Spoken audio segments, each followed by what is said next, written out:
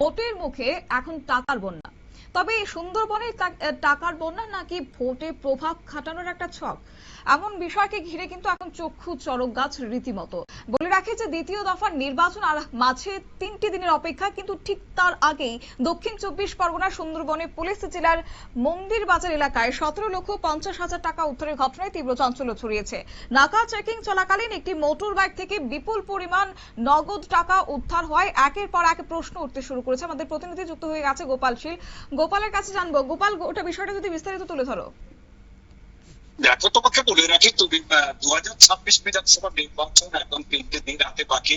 29 তারিখে নির্বাচন দক্ষিণ 24 পরগনার 31টা বিধানসভা সহ বিভিন্ন জায়গায় নির্বাচন হবে। দ্বিতীয় দফা বলতে পারো, শেষ দফাই বলতে পারো, কিন্তু তার মধ্যে বিভিন্ন জায়গায় টাকা উদ্ধারের ঘটনা ঘটেছে। গত কয়েকদিন আগেই আমরাই খবর ব্রেক করেছিলাম, অর্থাৎ বর্তমানে মন্দিরবাজার থানা এলাকায় যে টাকা উদ্ধার হয়েছে তার পাশের থানায় গতবারে প্রায় 10 লক্ষ টাকা উদ্ধার হয়েছিল। এবারে কিন্তু গতকাল দেখা গেছে দুই যুবক যখন মোটরসাইকেল নিয়ে যাচ্ছিল তখন কিন্তু পুলিশ নাকা থেকে তাদের দাঁড়াতে বলে, তারা দাঁড়িয়েও যায়। তাদের যখন জিজ্ঞাসাবাদ করা হয় এবং ব্যাগ সার্চ করা হয়, প্রায় 17,50,000 টাকা উদ্ধার করা হয়। তাদেরকে আজকে কিন্তু ড্যামন হারবারে তোলা হচ্ছে। দুজনেই বিজেপি কর্মী বলে জানা গেছে।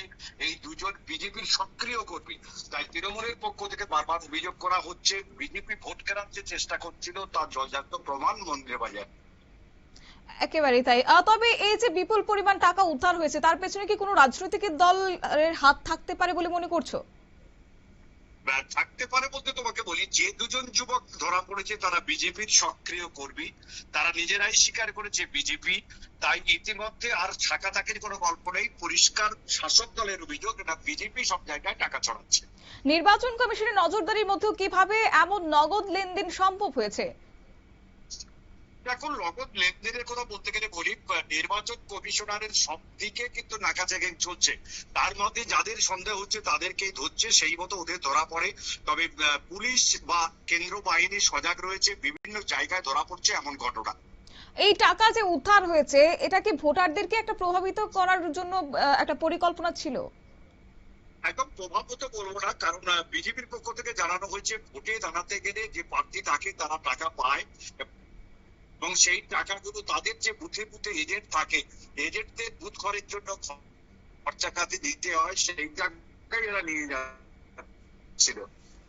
ধন্যবাদ।